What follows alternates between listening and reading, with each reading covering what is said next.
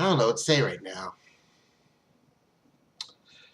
I'm like pretty much disturbed at this point, and I'm like, my mind is still trying to come to grips with everything that's been going on. And even to this point, there's still giving new and more information that's coming out about this right now. And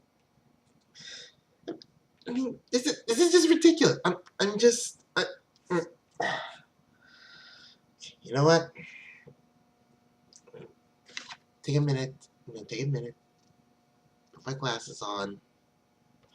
Maybe that'll help me take some focus here on the situation right now.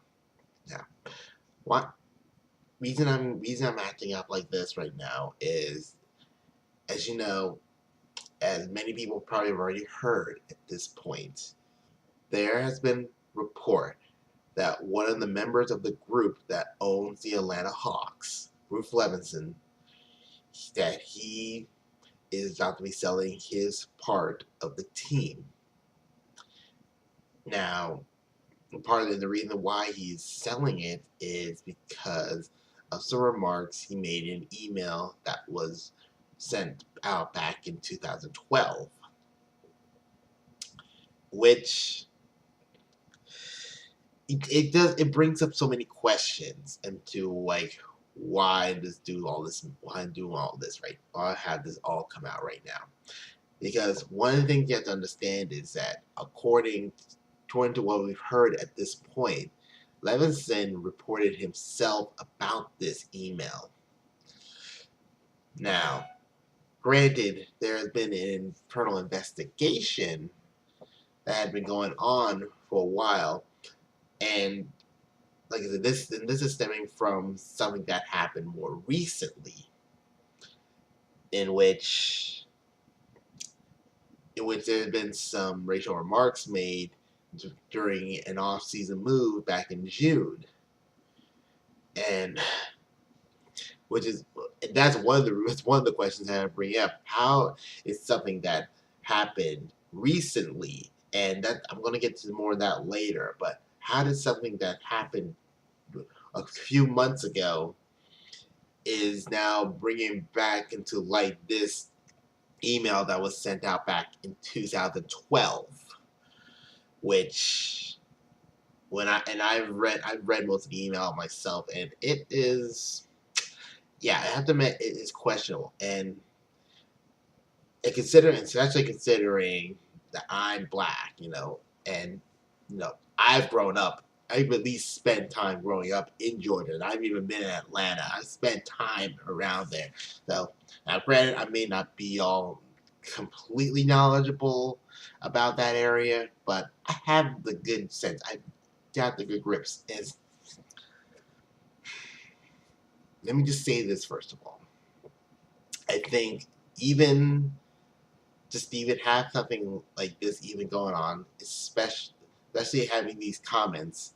Now, for one thing, these comments of all the cities that have stuff like saying stuff like this, Atlanta's probably one of the few cities you really don't want to be having stuff like that at. Now, granted, you don't want to have this happen anywhere, but Atlanta, considering its history, especially during the civil rights movement, yeah, that just brings into so many more questions about this whole situation right now. So, and I have to admit, the timing of this happening is so questionable right now. I mean, I had to, because I even looked up some of this stuff right here. Considering what just recently happened a few months ago with Donald Sterling, how he just lost ownership of his team, how his team just got sold for $2 billion, and now there's all this coming out. I mean, this whole thing comes out in a couple ways. I mean, one, this is probably one of the things that owners kind of feared, that when this whole Donald Sterling thing came out, that this could result in a probe into all the other owners in the league, into some of the things they have said, into some of the things they have may have mentioned or have kind of like had going on around their offices. And now, yeah, some of the stuff is now starting to want to come to light now. And but at the same time, considering, like I said, considering that, like I said, how the Clippers just sold for $2 billion, and look at this now. Like I said, this is coming from an email that came out in 2012, and like I said, the whole thing with the Sterling's comments that just came out a few months ago, just like I said, that just brings a real question of like, why now? And here's another fact we all have to face here with this team. Among all the teams in the league, Atlanta was actually one of the 4 teams in the entire league that did not make a profit. Gotta admit, that really, really just kind of that's the part that really gets at me, because was Bruce Levinson just bringing this out now because of what actually happened with Donald Sterling thing, or is he bringing this out now because of what Donald Sterling just recently got? I think that's one of the real questions we really, really want to know. That's one of the questions that we should want to know about all this, because let's face it, you're dealing with like you said, like he said, you got it where the most majority of your fans in the arena are black, where most everything else around there is black. Now, granted one thing, you're in a city and I just recently looked this up, where half of the population in the city itself, half of the population is black. So you're going to have to expect to get a good amount of black fans. And true, yeah. Do you feel that's part of the reason why? Because this brings another interesting fact in here. Now, this brings another fact that's something else I saw about just recently. The Atlanta Braves are getting ready to move out of Turner Field in a couple of years to move into a brand new ballpark outside in Cobb County, outside of the city of Atlanta, into Cobb County. And part of their reasoning behind that is because they want to get out. They want to be somewhere where the majority of their ticket buyers are.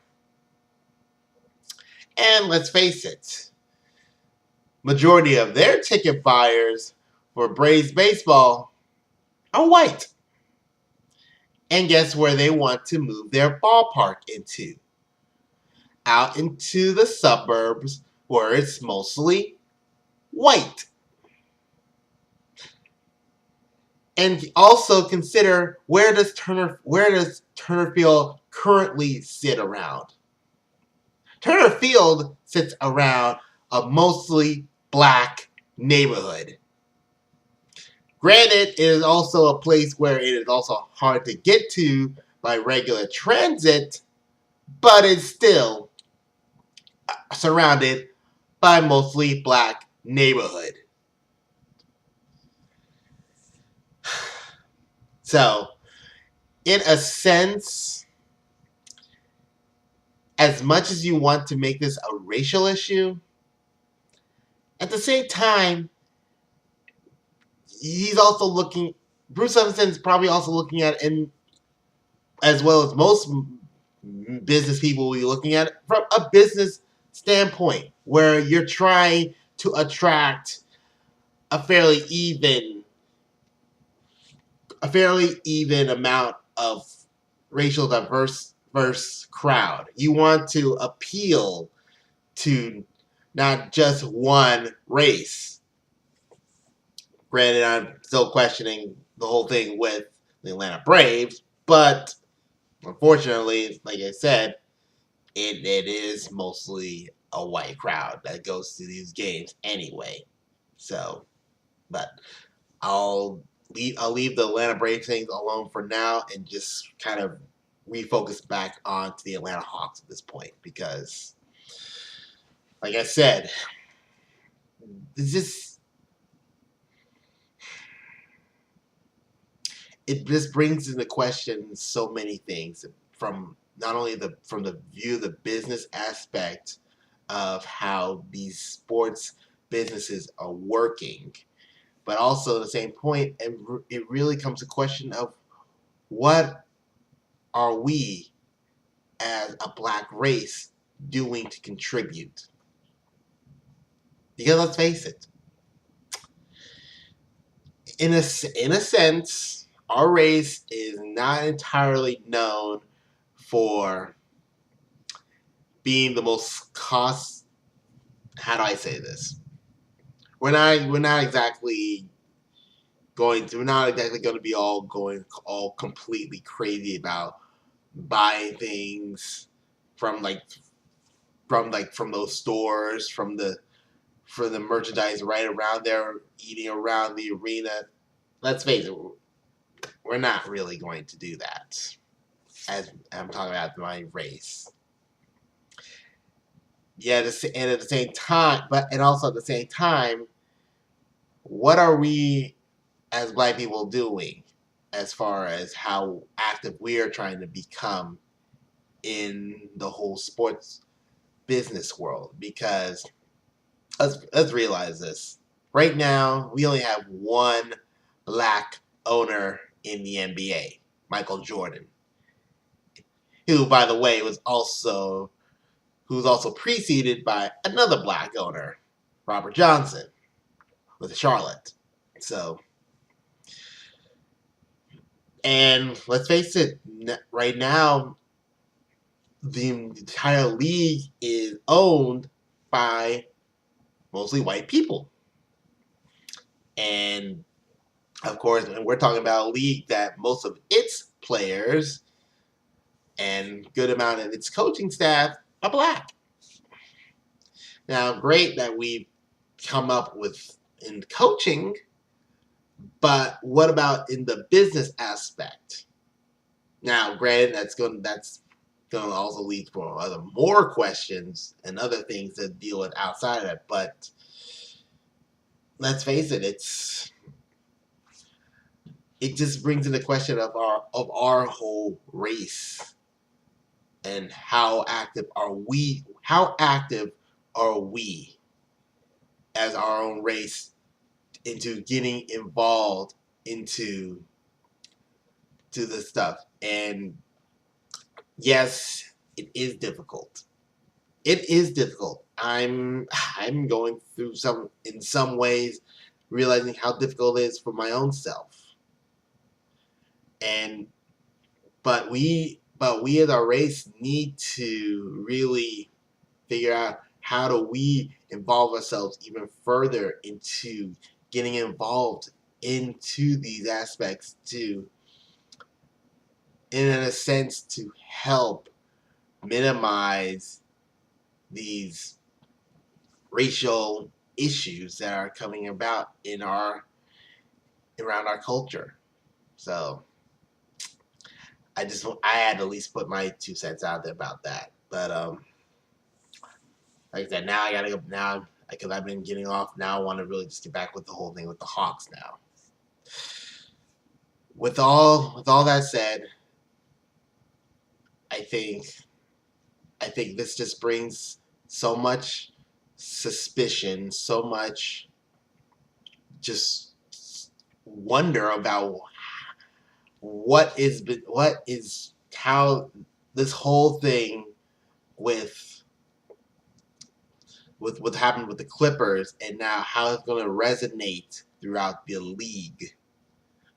Because much as I want to hope that it's going to end with Atlanta, I don't think it is. I think it's going to, because like I said, this is with what happened with the LA Clippers. Kind of what the fear is, one of the fears of what the other owners had for themselves throughout the rest of the league. And now, and especially seeing what happened, how the Clippers got sold for so much money. And like I said, Atlanta's haven't been one of those profitable franchises in recent years. It really makes you wonder what's the whole, was this really just something because of doing this out of guilt, or was it something else? Because right now, I have to really wonder. And I think we all should really wonder and see and try to really see what is the whole motivation behind all this. Now, I'm going to give it the benefit of the doubt, because I'm going to give it the benefit of the doubt for this moment, only because, like I said, realizing how things have came out with Donald Sterling, and like I said, had this thing gone to a legal point where, from the legal aspect, all the other owners are going to get looked at, this was likely going to come to light eventually. Because like I said, had this gone through legal precedents, this was going to come out into the light. And for it to be brought out by the Hawks themselves is somewhat of a good thing. Do I still question it? Yes. I still question everything about it. But at least having this come out now is hopefully for the best, and hopefully we can get some of the stuff out of the way. And one last thing, and I kind of was mentioning this earlier. I'm sure Bruce Levinson was really just trying to look at everything from a business standpoint, because, and I've watched enough Hawks games. I've seen the crowds at Hawks games, and let's face it, they are mostly black.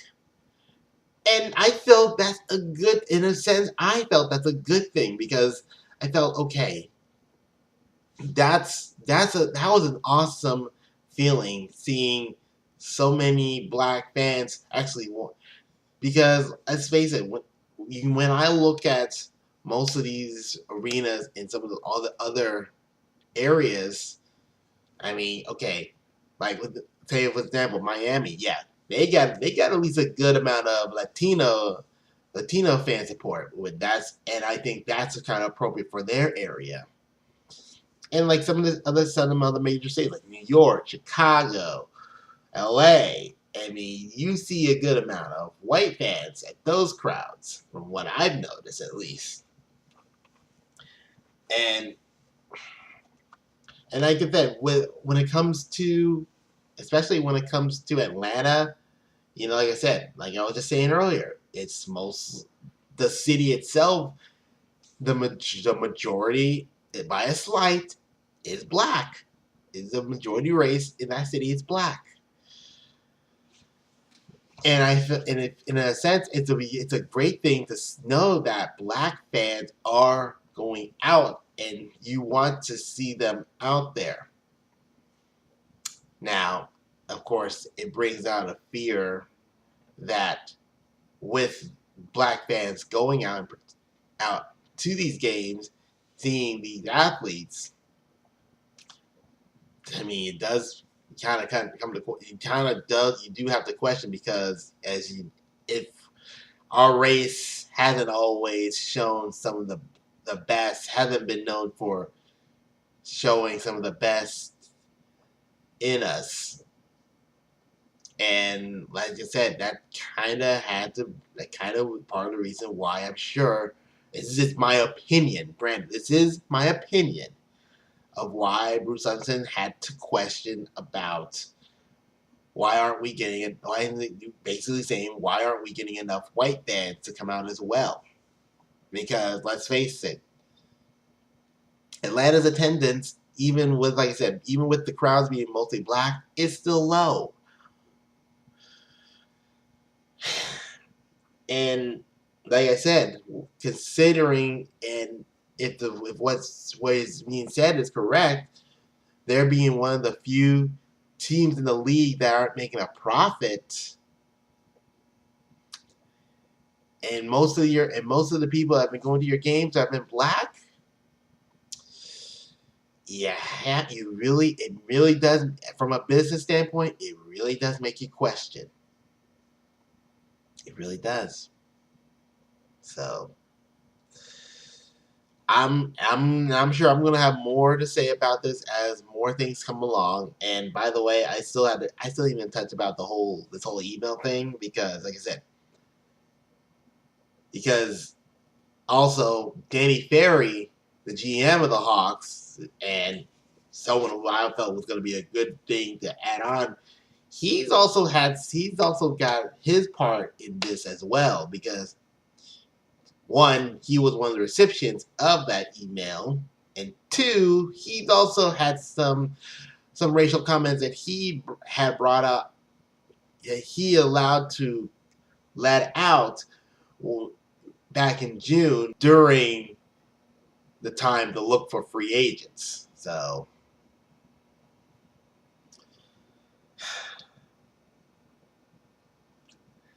like I said, this whole thing just brings about so many questions, and yet it also it should make us all open our eyes and just take a serious look at not only ourselves but also realize what are we doing for our own society and how are we really contributing to society as a whole.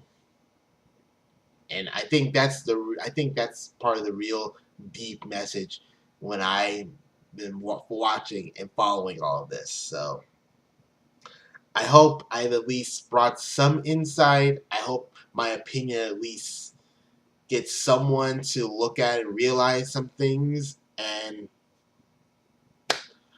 hopefully we'll see what happens. So I'll be back with my regular sports report again by tomorrow. So, and maybe, who knows, we'll see what happens by then. So till next time, catch y'all later.